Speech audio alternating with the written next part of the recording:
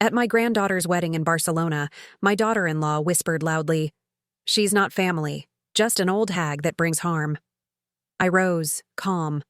Hours later, as the guests searched for food and the orchestra packed up mid-song, everyone finally noticed who had truly paid for it all. Before we continue, comment where you're watching from and subscribe to the channel. We'd love to see how far our stories are reaching. I should have known something was wrong the moment I stepped off the plane in Barcelona. The Mediterranean sun felt warm against my face, but Robert's greeting was cold as winter. My son barely looked at me as he took my small suitcase, his movements mechanical and distant. "Mom, Victoria's been under a lot of stress planning this wedding," he said as we walked toward the car. "Emma wanted everything perfect, and you know how Victoria gets when she's organizing events." I nodded, though my chest tightened with familiar dread. After 18 years of marriage to my son, Victoria still treated me like an unwelcome stranger in my own family.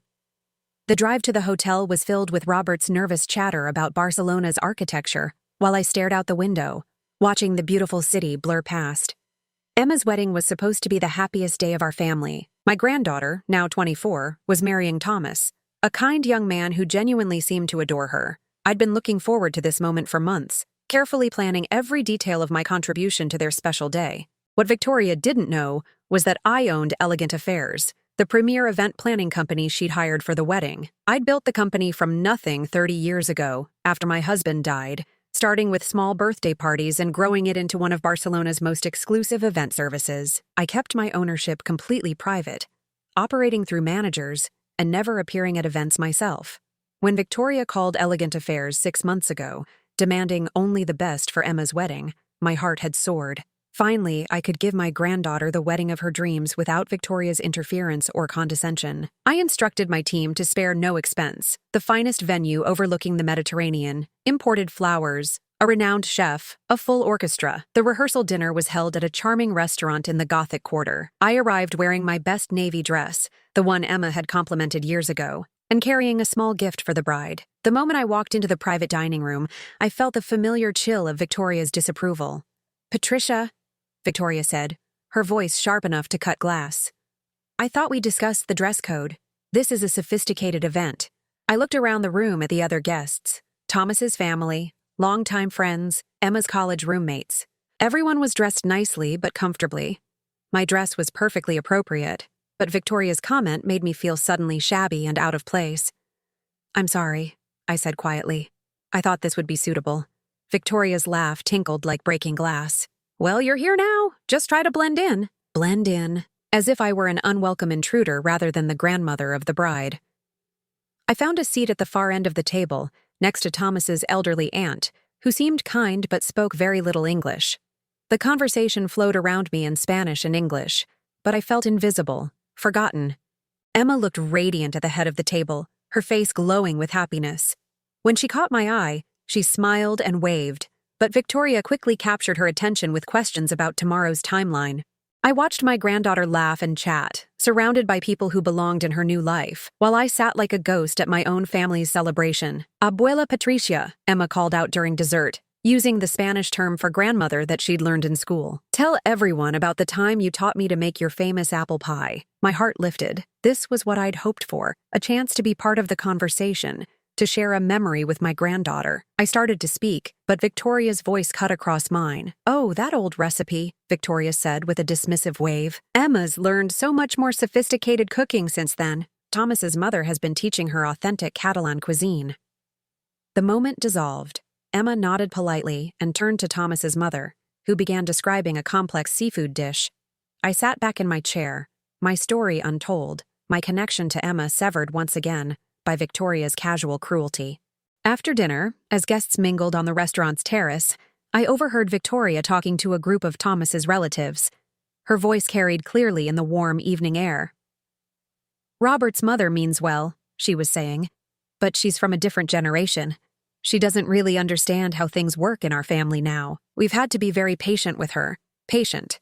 As if my presence required tolerance rather than love. As if I were a burden they graciously carried rather than a grandmother who deserved respect and inclusion." That night in my hotel room, I stood at the window looking out at the twinkling lights of Barcelona. The city was beautiful, romantic, the perfect setting for a young couple's beginning. But I felt more alone than I had in years. Tomorrow was Emma's wedding day, and I was already dreading it.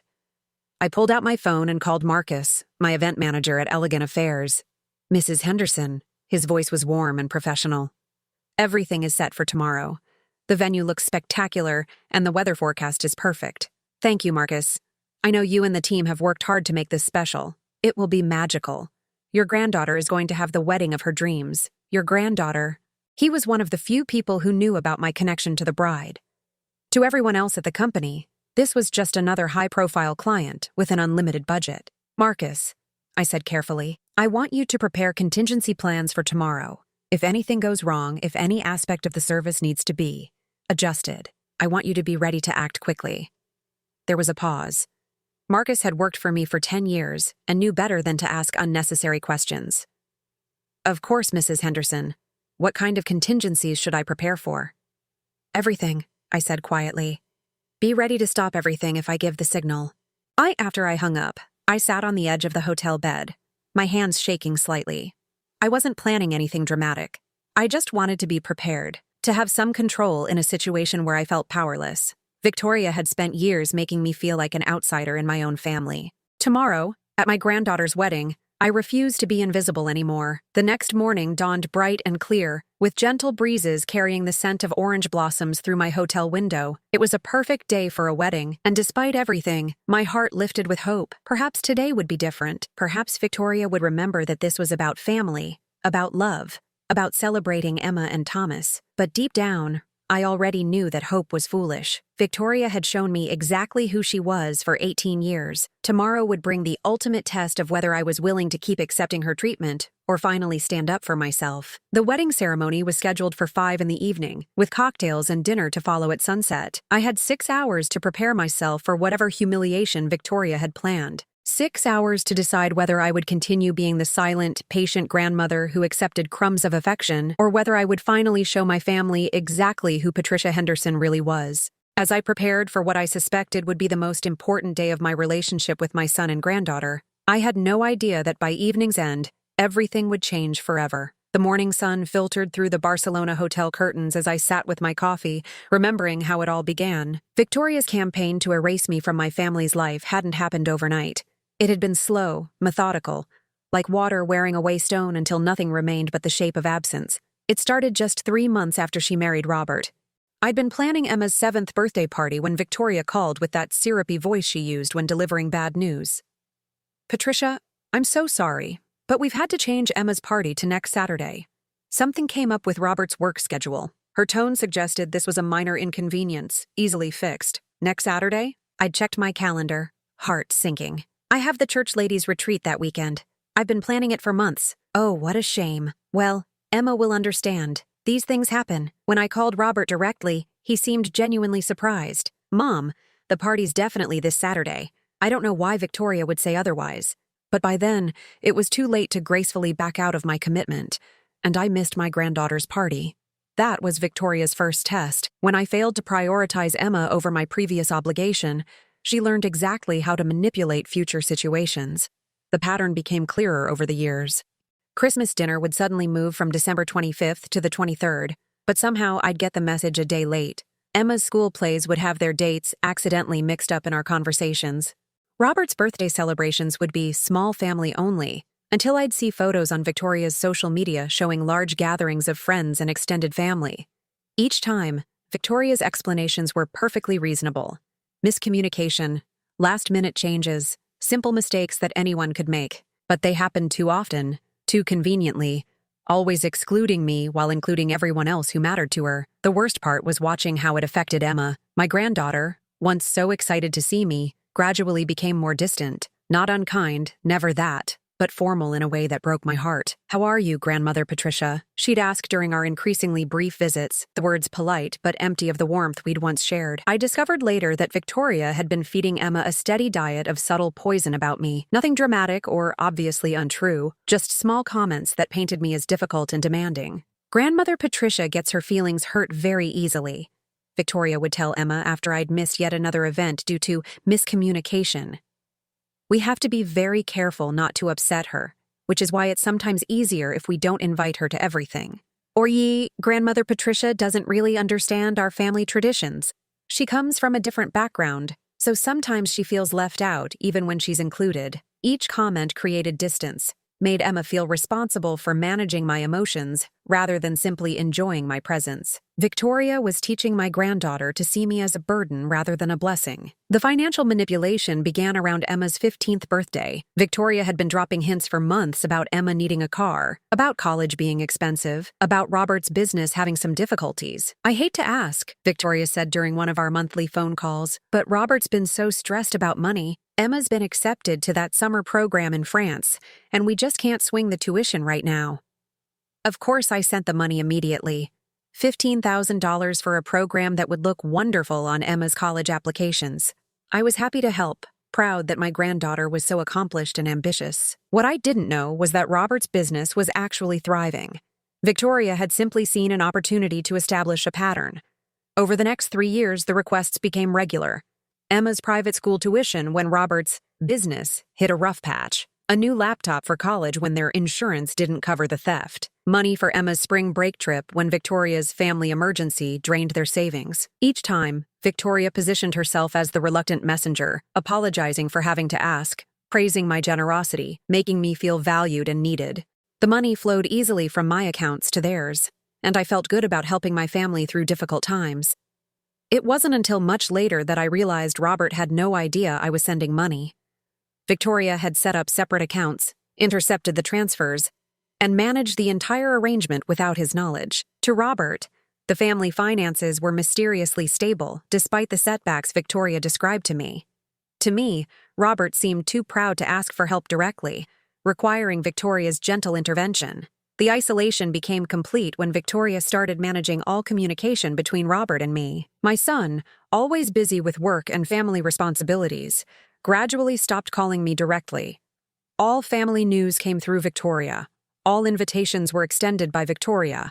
All plans were made with Victoria as the intermediary. "Robert's been so overwhelmed lately," she'd explain.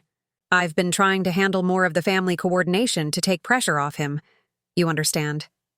I understood that I was being managed like a peripheral relative rather than treasured as a mother and grandmother, but every time I tried to address it directly with Robert, Victoria had already prepared him with explanations about my sensitivity and tendency to misinterpret situations. "Mom, Victoria says you're feeling left out," Robert would say during our brief conversations.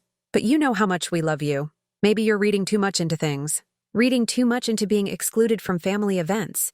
Reading too much into being treated like an outsider at gatherings. Reading too much into my own granddaughter's increasing distance." Victoria had convinced my son that my hurt feelings were a character flaw rather than a reasonable response to systematic exclusion. The business with Elegant Affairs had started as my salvation. After my husband died, I needed something to focus on besides grief and loneliness. Event planning came naturally to me. I'd always been good at organizing church functions and family gatherings. The business grew slowly at first, then rapidly as word spread about my attention to detail and ability to create magical celebrations. I kept my ownership private partly for tax reasons, but mostly because I'd learned that having money changed how people treated me. Victoria's interest in me increased dramatically whenever she thought I might be helpful financially.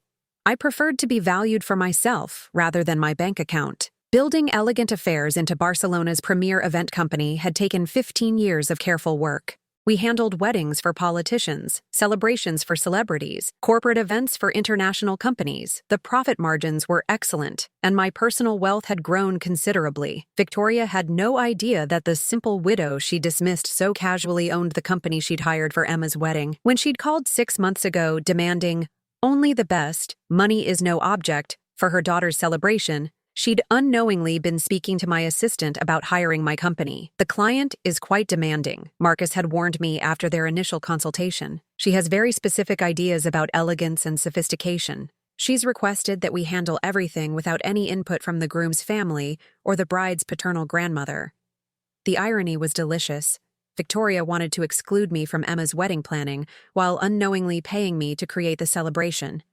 She'd specified that she wanted absolute control over every detail and insisted that certain family members not be involved in any decisions. I'd instructed Marcus to give her everything she wanted: the most expensive flowers, the finest cuisine, the most exclusive venue. Every detail crafted to perfection, every element designed to create the wedding of Emma's dreams. The The cost was astronomical, but Victoria had insisted money was no object. What she didn't realize was that I was paying for everything, not just coordinating it, not just planning it, but funding every single expense while she believed Robert was somehow managing the enormous cost. As I sat in my Barcelona hotel room, remembering 18 years of systematic exclusion and manipulation, I felt a cold clarity settle over me. Tonight, at Emma's wedding, Victoria would finally learn the truth about who she'd been dealing with all these years. The woman she'd dismissed as an irrelevant old widow was actually the power behind her perfect celebration. The grandmother she'd worked so hard to marginalize owned the company that was making her social triumph possible. In a few hours, I would walk into that wedding venue not as the barely tolerated relative Victoria had made me, but as the woman who controlled every aspect of the celebration she was so proud of planning. Victoria wanted to exclude me from my granddaughter's wedding. Instead, she was about to discover that without me, there would be no wedding at all. The time for patience and acceptance was over. Tonight, I would finally show my family exactly who Patricia Henderson really was. The wedding venue took my breath away, even though I'd personally approved every detail months ago. The Palau de la Música. Catalana's modernist architecture gleamed in the afternoon sunlight, its stained glass dome casting rainbow patterns across the elegant courtyard where Emma would say her vows. My team at Elegant Affairs had transformed the space into something magical. Thousands of white roses cascaded from ornate balconies, their petals scattered across marble floors like snow. Crystal chandeliers hung between ancient columns, casting warm light that would be perfect for the evening celebration. The altar was framed by towering arrangements of peonies and eucalyptus, exactly as Emma had dreamed since she was a little girl. I arrived early, wearing my best dress, a deep burgundy silk that had cost me more than Victoria spent on groceries in a month. Not that she would ever know that. To her, I was still the simple widow who needed managing and patience. The bride's preparation suite buzzed with activity. Emma sat at an antique vanity while her makeup artist applied the final touches. She looked radiant, her dark hair swept into an elegant updo that showcased the pearl earrings I'd given her for her 18th birthday. The wedding dress, a custom creation by one of Barcelona's finest designers, fit her perfectly. "Grandmother Patricia," Emma called when she saw me in the mirror. Her smile was genuine, warm in a way that reminded me of the little girl who used to beg for bedtime stories. "I'm so glad you're here." I moved toward her, my heart swelling with love and pride. "You look absolutely beautiful, sweetheart. Like a princess from one of our old fairy tales." But before I could reach her, Victoria appeared between us like a guardian blocking an intruder. "Patricia, you shouldn't be in here," Victoria said, her voice sharp with authority. "This is the bride's private preparation time. Family only. Family only." The words hit me like a slap. I was Emma's grandmother, her father's mother, but apparently that didn't qualify me as family in Victoria's world. "I just wanted to wish Emma well," I said quietly, trying to keep the hurt from my voice. "Of course, and that's very sweet," Victoria replied, her tone suggesting it was anything but sweet. "But we have a very tight schedule, and Emma needs to focus. Perhaps you could wait in the guest area with the other attendees." Other attendees, not family, not loved ones, just another guest to be managed and contained. I looked at Emma, hoping she might say something, invite me to stay, insist that her grandmother belonged in this moment, but Emma just smiled apologetically. "I'll see you at the ceremony, Grandmother Patricia. Thank you for being here." I nodded and left the room, my chest tight with familiar humiliation. In the hallway, I passed Thomas's mother and sisters, all laughing and chatting as they prepared for photos. They belonged here. I was an outsider, barely tolerated, and quickly dismissed. The ceremony itself was breathtaking. Emma floated down the aisle in her flowing gown, her face glowing with happiness as she approached Thomas at the altar. Robert walked beside her, proud and emotional, occasionally wiping tears from his eyes. When they reached the altar, Victoria stepped forward to adjust Emma's train, positioning herself prominently in every photographer's shot. I sat in the third row, behind Thomas's extended family and Emma's college friends, close enough to see everything, far enough away to be forgotten. During the exchange of vows, when Emma spoke about family and love and the people who had shaped her into the woman she'd become, her eyes found her parents, Thomas's parents, even her college roommate who'd helped her through difficult times. She never looked at me. After the ceremony, as guests moved to the cocktail area for champagne and appetizers, the real humiliation began. Victoria had positioned herself as the unofficial hostess, graciously accepting congratulations and directing conversations like a conductor leading an orchestra. "Patricia, there you are," Victoria said when she spotted me near the bar. Her voice carried clearly across the courtyard, drawing attention from nearby guests. "I've been looking for you. I wanted to make sure you were comfortable." The way she said comfortable made it sound like I was an elderly patient who needed special care rather than the mother of the groom. "I'm fine, thank you," I replied, accepting a glass of champagne from the server. "Wonderful. I've arranged for you to sit at table 12 for dinner. It's perfect. You'll be with some other lovely older ladies. I thought you'd prefer the quieter conversation." Table 12. I knew from the seating chart I'd approved that table 12 was in the far corner of the reception area, partially hidden behind a decorative column. The other guests at that table were distant relatives and elderly family friends, people Victoria considered too unimportant for prime seating, but too significant to exclude entirely. "Actually," I said carefully, "I was hoping to sit closer to Emma and Thomas. I'd love to hear their speeches and be part of the celebration." Victoria's laugh tinkled like breaking crystal. "Oh, Patricia, I understand. But the main tables are for immediate family and the wedding party. You'll be much more comfortable at table 12. Trust me." Immediate family. Robert was immediate family. Emma was immediate family. But apparently, Robert's mother didn't qualify for that designation. Around us, other conversations continued, but I noticed several guests glancing our way. Victoria's voice had that particular quality that made people listen even when they pretended not to. "Besides," Victoria continued, "I've seated you with Margaret Williams. You remember Margaret from Robert's office Christmas parties? She's about your age and recently widowed too. I thought you'd have so much in common." About your age, recently widowed too. Victoria was categorizing me like a charity case, someone who needed to be managed and placed with other people she deemed similarly irrelevant. "That's very thoughtful," I managed to say, though my hands were trembling slightly as I held my champagne glass. The photographer approached, his camera ready for family portraits. "Mrs. Morrison, should we start with the immediate family shots?" Victoria's face lit up. "Absolutely. Emma, Thomas, Robert, and myself first. Then we'll add Thomas's parents for the extended family photos." I stood nearby, waiting to be included, but the photographer began arranging the small group without looking at me. Click after click, they captured the immediate family in various poses. Formal shots, casual shots, laughing shots, serious shots. Victoria made sure she was prominently featured in every frame, her hand on Robert's arm, her smile brilliant and proprietary. "Shall we include the grandparents now?" the photographer asked, scanning the crowd. "Oh, yes," Victoria said brightly. "Thomas, call your grandparents over. And Patricia?" She paused, as if considering whether I was worth including. "I suppose we could take one or two with Patricia as well. For Robert's sake." For Robert's sake. As if my presence in family photos was a favor to my son rather than my right as Emma's grandmother. But before the photographer could rearrange the group, Victoria was directing him toward other shots. "Actually, let's get the bridal party photos while the light is still good. We can do extended family later if there's time." There was never time, of course. By the time the bridal party finished their elaborate photo session, the sun was setting and Victoria had moved on to cocktail hour conversations with the important guests. During dinner, I sat at table 12 with Margaret Williams and several other women Victoria had deemed appropriate company for me. They were kind enough, but the conversation revolved around grandchildren none of us saw often enough and health problems that increased with each passing year. The talk was quiet, subdued, the kind of discussion Victoria apparently thought suited my station in life. From my corner seat, I could see the main tables where the real celebration was happening. Emma and Thomas sat at the head table, surrounded by their wedding party and closest friends. Robert and Victoria presided over table 1, entertaining Thomas's parents and other distinguished guests with animated stories and laughter. The food was exquisite. My chef had outdone himself with the Mediterranean-inspired menu I'd personally selected. The wine was a rare vintage from a vineyard I'd discovered during a trip to Tuscany. The floral arrangements were works of art, each one costing more than most people spent on their entire wedding flowers. Every detail was perfect because I had demanded perfection.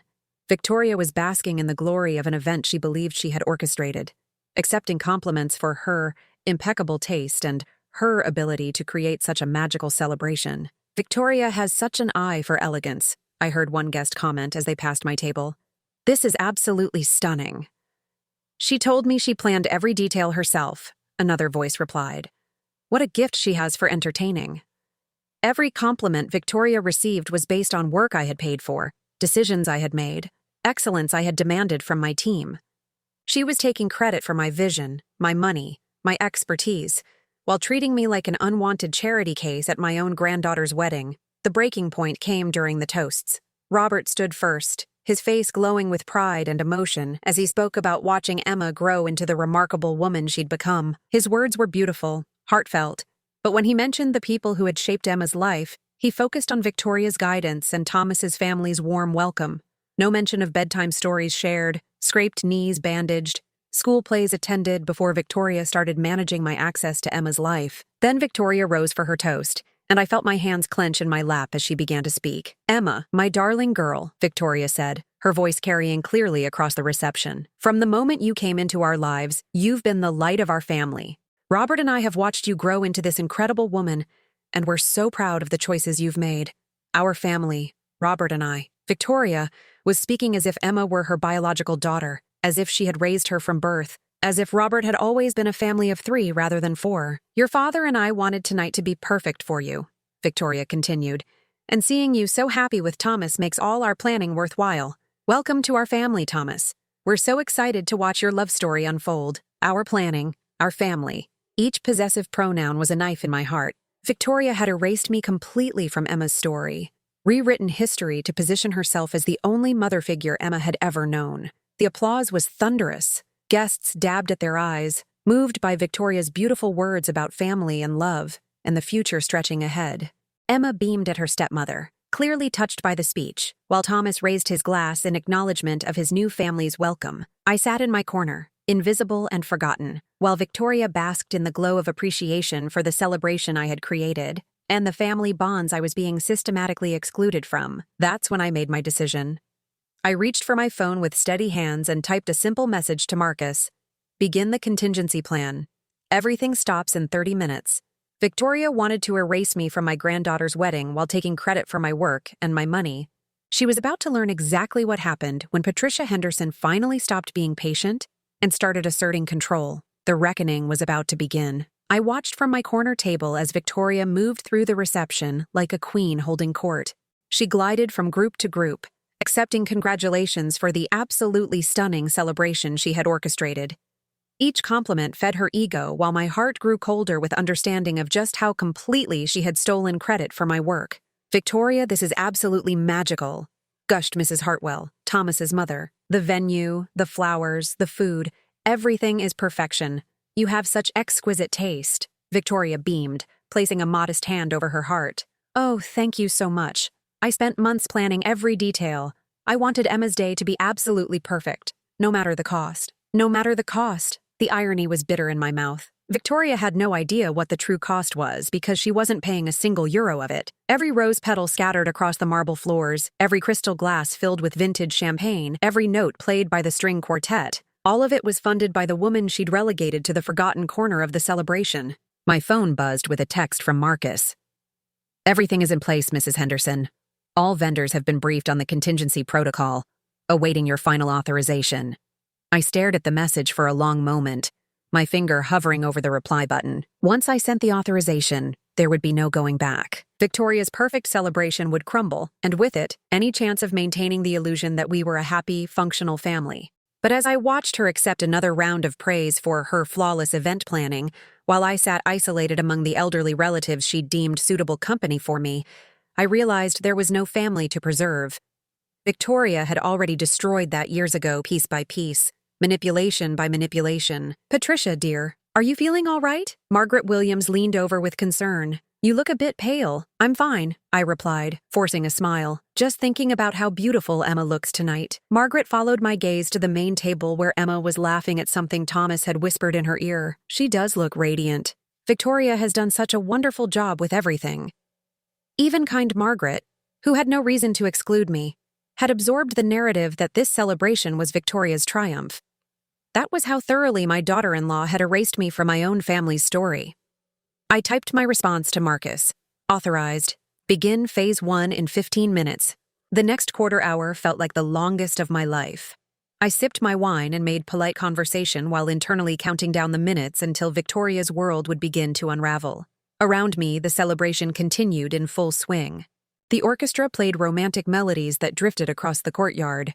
Couples swayed on the dance floor, and servers circulated with trays of delicate hors d'oeuvres. Everything was proceeding exactly as I had planned it months ago. My vision, executed flawlessly by my team, creating the perfect wedding celebration for my granddaughter. The only flaw in the entire evening was the woman taking credit for it all, while treating me like an unwanted burden. At exactly 9:30, I noticed the first sign. The servers stopped circulating with appetizers. It was subtle at first. Guests were engaged in conversation and didn't immediately notice that the steady flow of food had ceased. But gradually, people began looking around for refreshments that were no longer appearing. Victoria, ever vigilant about her perfect event, was among the first to notice. I watched her scan the courtyard with a slight frown, then approach one of the servers near the bar. "Excuse me," she said, her voice carrying just enough authority to make nearby guests glance over. "Where are the canapes? We should have another round of appetizers before the main course." The server, one of Marcus's most professional team members, looked genuinely apologetic. "I'm sorry, ma'am, but we've received instructions to halt food service temporarily. There seems to be an issue with the catering contract." "An issue?" Victoria's voice rose slightly. "What kind of issue? I'm the event coordinator. There shouldn't be any issues I'm not aware of." "I don't have the details, ma'am. You'd need to speak with the event manager." I watched Victoria's face cycle through emotions, confusion, irritation, and the first hint of panic. This was her moment of triumph, her chance to showcase her capabilities as a hostess and event planner. Any disruption threatened the image she'd worked so hard to create. She excused herself from the conversation and moved quickly toward the service area, her elegant composure beginning to crack around the edges. I could see her speaking urgently with various staff members, her gestures becoming more animated with each exchange. Meanwhile, other small disruptions began to manifest. The string quartet finished their current piece and began packing their instruments, despite the fact that they were scheduled to play for another 2 hours. The bartenders stopped serving drinks, citing supply issues that needed to be resolved with management. "What's happening?" asked Mrs. Hartwell, approaching our table with a concerned expression. "The music has stopped, and I can't seem to get a glass of wine anywhere." "I'm sure it's just a minor glitch," Margaret replied, though she looked puzzled. "These things happen at large events." I said nothing, simply watched as Victoria's carefully orchestrated celebration began to unravel thread by thread. This was only phase 1, the subtle withdrawal of services that would gradually make guests uncomfortable without creating immediate chaos. Victoria appeared at the edge of the courtyard, her phone pressed to her ear, speaking in urgent whispers. I could see her growing desperation as she tried to reach someone who could explain what was happening to her perfect evening. "Robert," she called sharply, abandoning her phone call to approach her husband. "I need you to handle something. There's some kind of problem with the vendors." Robert, who had been chatting with Thomas's father about business, looked confused. "What kind of problem?" "They're saying there's an issue with the contracts. The catering has stopped, the music has stopped, and no one can give me a straight answer about what's wrong." I watched my son's face as he tried to process this information. Robert was an intelligent man, successful in his own right, but he'd long since learned to defer to Victoria on matters of social organization and family management. "Did you call the event planning company?" he asked. "Of course I called them," Victoria snapped, "but I keep getting transferred to different people. And no one seems to know anything about our event." That was Marcus's doing, of course. My instructions had been specific. If Victoria called Elegant Affairs directly, she should be passed from department to department, each person claiming ignorance about the specific details of her event. Not lies exactly, but bureaucratic confusion that would waste her time and increase her frustration. "Maybe there's been some kind of miscommunication," Robert suggested, ever the peacemaker. "These high-end venues probably have complicated procedures." "This isn't complicated," Victoria said, her voice sharp enough to draw attention from nearby guests. "This is someone's incompetence ruining Emma's wedding." Emma's wedding. Even in crisis, Victoria couldn't help but position herself as the protector of my granddaughter's happiness, the guardian against chaos threatening their special day. Emma herself appeared at that moment, her bridal gown trailing elegantly behind her as she approached her parents. Her face still glowed with happiness, but I could see concern beginning to cloud her features. "Dad, Victoria, is everything okay? Some of the guests are asking why the music stopped." Victoria immediately smoothed her expression, transforming from frazzled event coordinator back into gracious stepmother. "Everything's fine, sweetheart. Just a small technical issue that we're resolving. Don't worry about it. This is your night." But even as she spoke reassuringly to Emma, I could see Victoria's mind racing, trying to solve a problem she didn't understand. She had built her reputation in this family on her ability to manage social situations perfectly, to create elegant experiences that reflected well on all of them. This disruption threatened not just tonight's celebration, but her entire identity as the sophisticated woman who had elevated Robert's family's social status. I checked my phone. 9:45. Phase 2 would begin in 15 minutes, and the real pressure would start building. The gentle inconveniences of Phase 1 were just the beginning. As I watched Victoria struggle to maintain control over a situation that was rapidly slipping away from her, I felt something I hadn't experienced in years: power. For 18 years, I had been at the mercy of Victoria's manipulation, forced to accept whatever scraps of family connection she deemed appropriate to offer me. Tonight, the balance of power was shifting. Victoria was about to learn that the elderly widow she'd dismissed so casually was actually the puppet master pulling all the strings of her perfect celebration. My phone buzzed with another message from Marcus. Phase 1 complete. All minor services have been discontinued. Guest discomfort level increasing but still manageable. Ready for Phase 2 on your signal. I looked around the courtyard at the gathering confusion. Guests were beginning to cluster in small groups, discussing the strange interruptions to what had been a flawless evening. Victoria moved frantically between conversations, trying to project confidence while clearly struggling to understand what was happening. At the main table, Emma was speaking quietly with Thomas, their heads bent together in concern. Robert stood nearby, checking his own phone repeatedly as if he might find answers there. This was the family that Victoria had worked so hard to protect from my influence. The celebration she had taken credit for creating. The social triumph she had achieved by marginalizing me and stealing my contributions. Now she was about to discover exactly what happened when you built your success on the foundation of someone else's generosity, then treated that person as expendable. I typed my response to Marcus. Begin Phase 2. Time for Mrs. Morrison to understand the true cost of perfection. The real reckoning was about to begin, and Victoria Morrison had no idea that the woman she'd called just an old hag that brings harm was actually the one person who could save her precious celebration, or destroy it completely. The choice was mine, and Victoria had just lost any claim to my mercy. At exactly 10 o'clock, Phase 2 began with surgical precision. I watched from my forgotten corner as the elegant facade of Emma's wedding reception started to crumble in ways that could no longer be ignored or explained away as minor glitches. The first major blow came when the lighting began to dim systematically throughout the venue. Not a sudden blackout that might suggest electrical problems, but a gradual reduction in illumination that made guests squint and move closer together, unconsciously seeking better lit areas. "What's happening to the lights?" I heard someone ask near the bar. Victoria noticed immediately, her head snapping up to scan the courtyard as the romantic ambiance she'd basked in began to fade into uncomfortable shadows.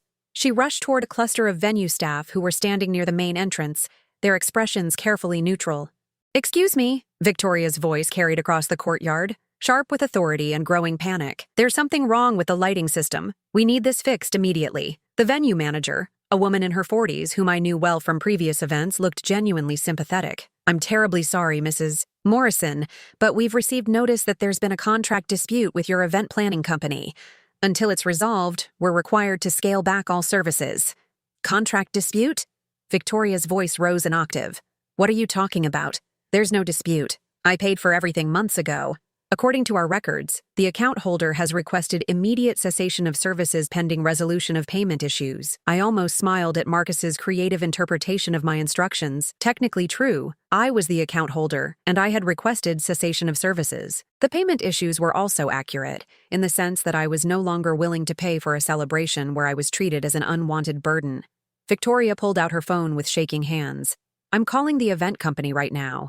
This is absolutely unacceptable." But as she dialed, the next phase of the collapse began. The waitstaff started clearing tables, not just dirty dishes, but everything. Centerpieces, glasses, even the elegant table linens began disappearing as workers moved efficiently through the reception area. "Wait, stop," Victoria called out to a waiter who was removing the floral arrangement from Emma's head table. "What are you doing? The reception isn't over." "I'm sorry, ma'am," the waiter replied politely. "We've been instructed to begin breakdown procedures. There seems to be an issue with the event authorization." Guests were starting to look genuinely alarmed now. The magical wedding reception they'd been enjoying was dissolving around them in real time. Elderly relatives clutched their purses and looked around for exits. Thomas's family gathered in a concerned huddle, speaking in rapid Spanish that I could partially understand. They were asking each other what was happening and whether this was normal for American weddings. Emma appeared at Victoria's side, her wedding dress rustling as she moved quickly across the darkening courtyard. "Victoria, what's going on? The waiters are taking away all the decorations." "I don't know, sweetheart," Victoria said, her voice strained as she tried to maintain her composure in front of my granddaughter. "There seems to be some kind of administrative error. I'm handling it." But even as she spoke, more elements of the celebration continued to vanish. The bar closed, with staff members wheeling away carts of expensive liquor and champagne. The elaborate cake, a 5-tier masterpiece that had cost more than most people's monthly salary, was being carefully dismantled and removed by the pastry team. "They're taking our cake," Emma said, her voice small and confused. For the first time that evening, my granddaughter looked like the uncertain young woman she actually was, rather than the confident bride she'd been performing as all day. Robert materialized beside them, his face flushed with anger and embarrassment. "Victoria, what the hell is happening? Half our guests are asking if they should leave." "I'm trying to figure it out," Victoria snapped, her perfect hostess mask finally slipping completely. "Someone has made a terrible mistake, and I'm going to get to the bottom of it." I watched this scene unfold with a mixture of satisfaction and sadness. Satisfaction because Victoria was finally experiencing the helplessness and humiliation she'd been serving me for 18 years. Sadness because Emma was caught in the middle of it, confused and hurt on what should have been the happiest day of her life. Victoria's phone rang, and she answered it with desperate hope. "Hello? Yes? This is Victoria Morrison. What? What do you mean the contract has been terminated?" Even from my distant table, I could hear the tinny voice on the other end of the phone explaining that the Elegant Affairs contract for the Morrison-Garcia wedding had been canceled by the account holder, effective immediately. "That's impossible," Victoria said, her voice growing shrill. "I'm the client. I planned this entire event. Who is this account holder you keep talking about?" There was a pause as Marcus delivered the information I'd instructed him to provide.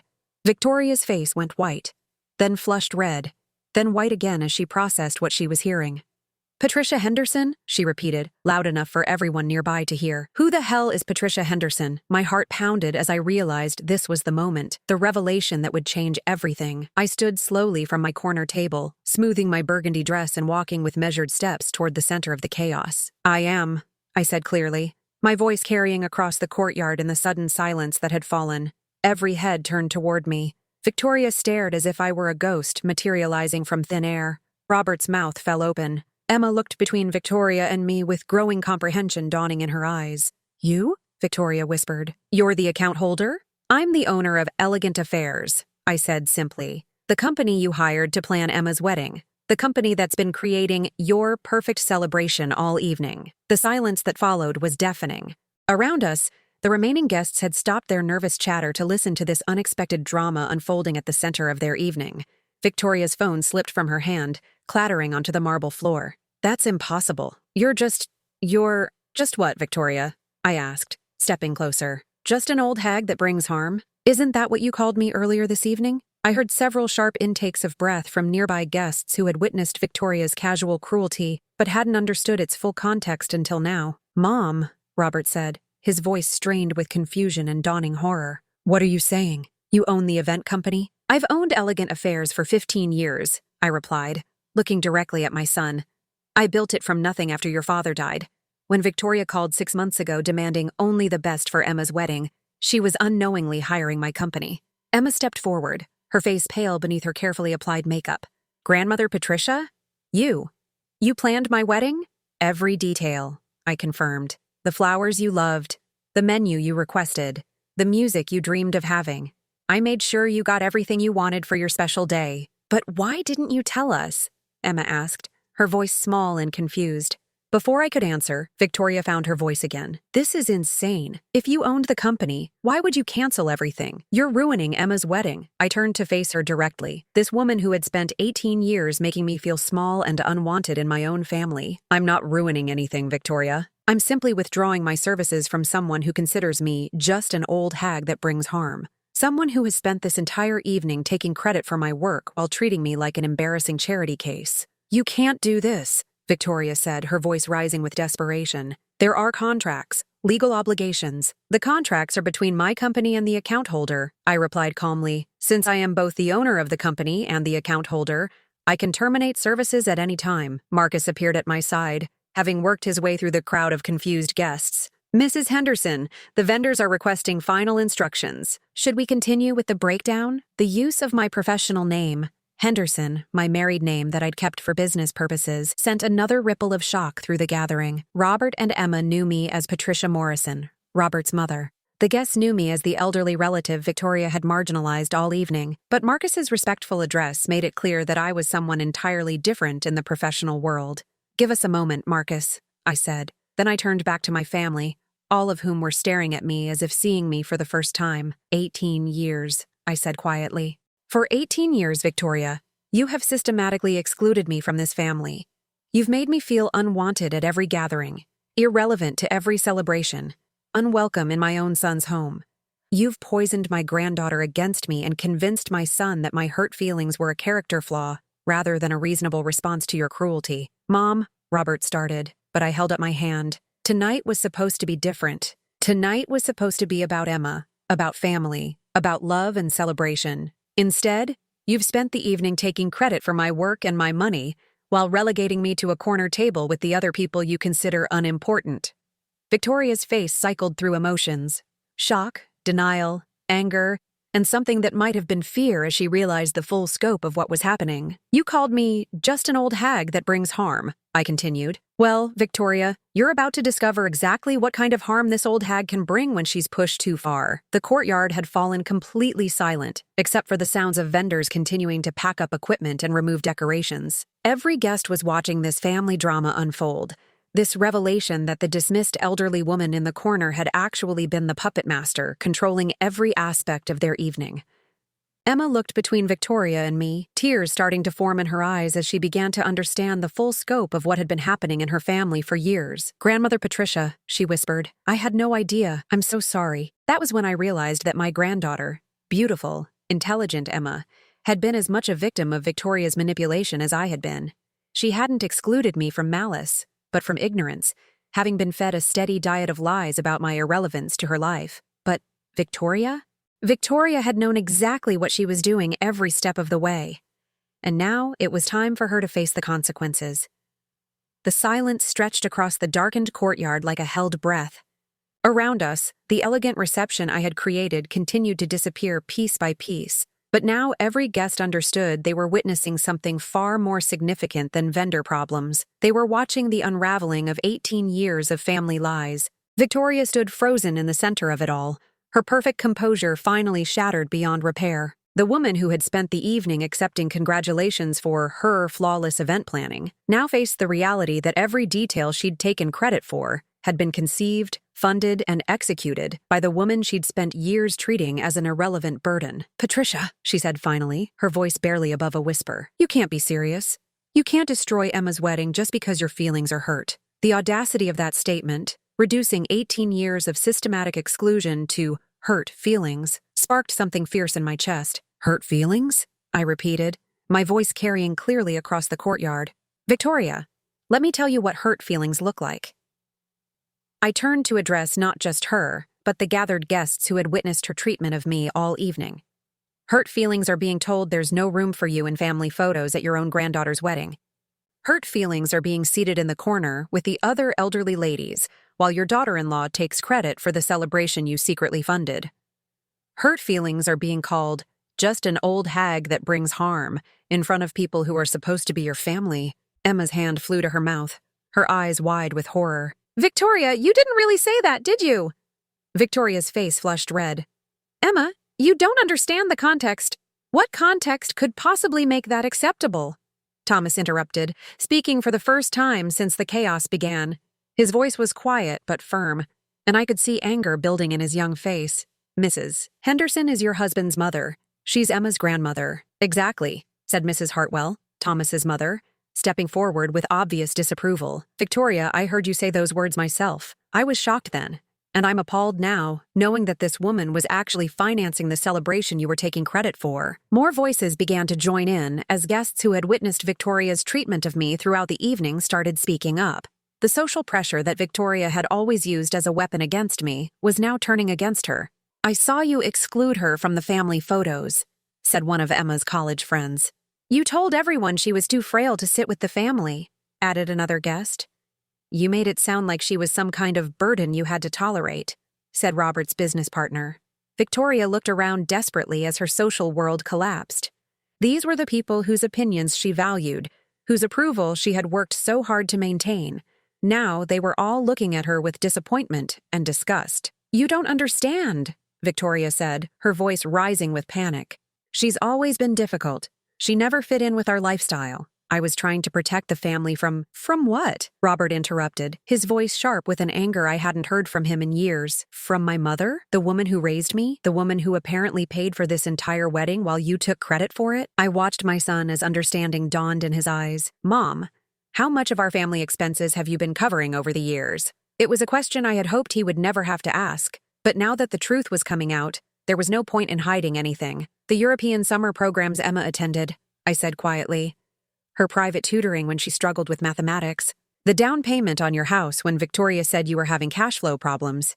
Emma's college tuition when Victoria told me Robert's business was struggling." With each item I listed, Robert's face grew paler and more horrified. "But my business was never struggling. We never had cash flow problems." "Victoria, what is she talking about?" Victoria's mouth opened and closed like a fish gasping for air. She had been caught in a web of lies so complex that there was no way to explain it without admitting to years of manipulation and deception. "I can explain," she stammered. "The money was helpful, yes, but I never lied about—" "You set up separate accounts," I said calmly. "You intercepted money I sent to help my family and used it to fund your lifestyle while making sure Robert never knew about it.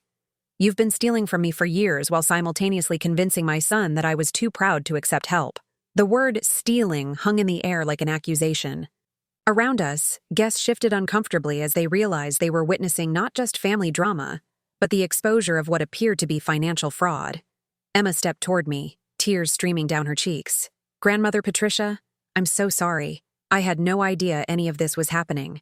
Victoria always told me that you preferred to keep your distance, that you found our family gatherings overwhelming. And I believed her," I said gently, reaching out to touch Emma's face. "Because I wanted to believe that my exclusion was my choice rather than someone else's manipulation."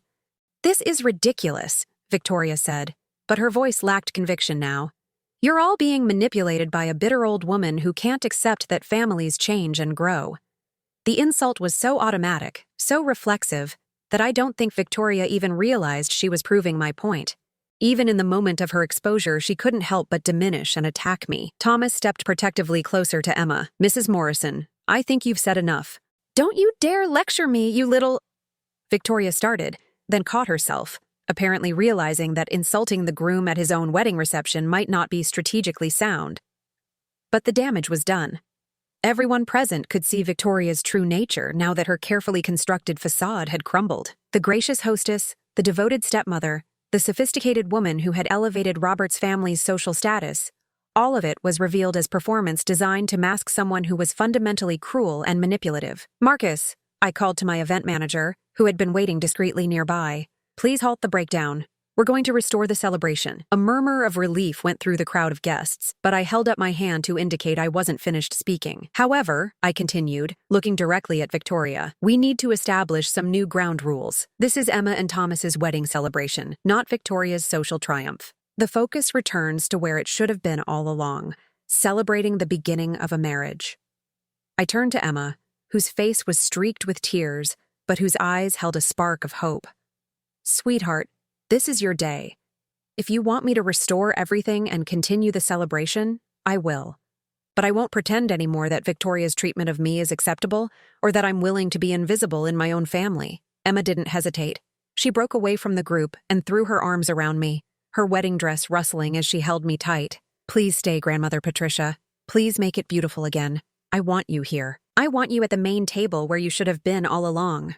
Over Emma's shoulder, I saw Robert approaching slowly. My son's face was etched with shame and realization. "Mom," he said, his voice breaking slightly. "I'm so sorry. I should have seen what was happening. I should have protected you instead of enabling her. We both made mistakes," I said gently. "But what matters now is how we move forward." Victoria stood alone in the center of the courtyard, abandoned by the social circles she had worked so hard to cultivate. The guests who had been praising her just hours earlier now avoided eye contact, clearly uncomfortable with what they had witnessed. "This isn't over," she said, but the threat sounded hollow coming from someone who had just been exposed as a fraud in front of everyone whose opinion she valued.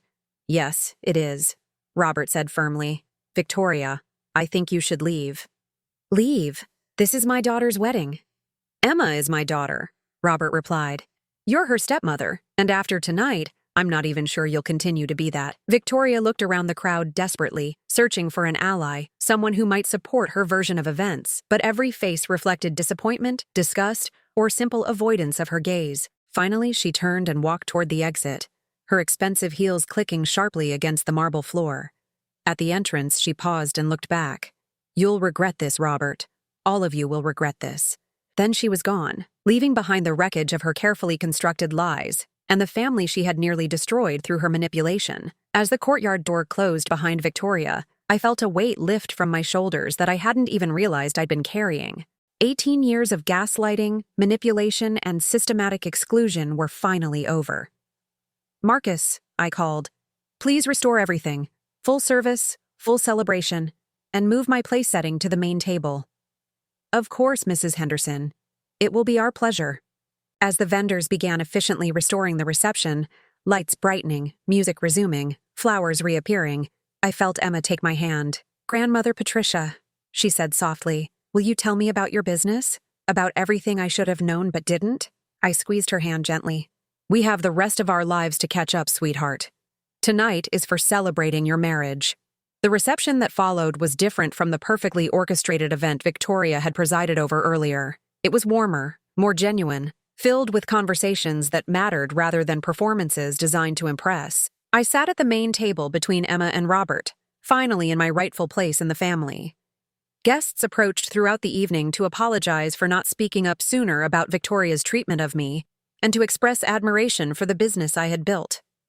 Near midnight, as the celebration was winding down, Emma pulled me aside. Grandmother Patricia, I have a confession to make. What's that, sweetheart? I always felt like something was wrong when Victoria talked about you. Her stories never matched my memories from when I was little, before she started managing all our family interactions.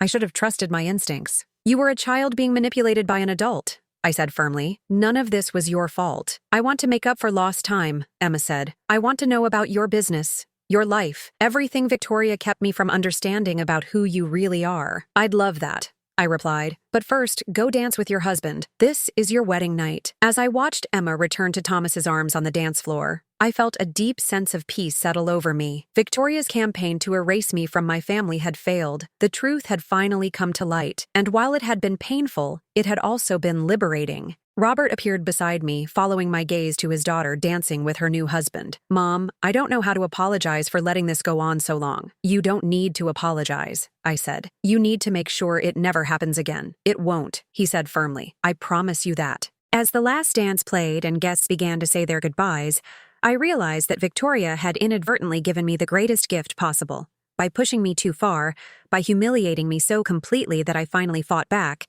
she had forced the truth into the open and restored my place in my family. The old Patricia, the one who had spent 18 years accepting crumbs and making excuses for Victoria's behavior, was gone. In her place was a woman who knew her worth and wouldn't accept anything less than the respect she deserved.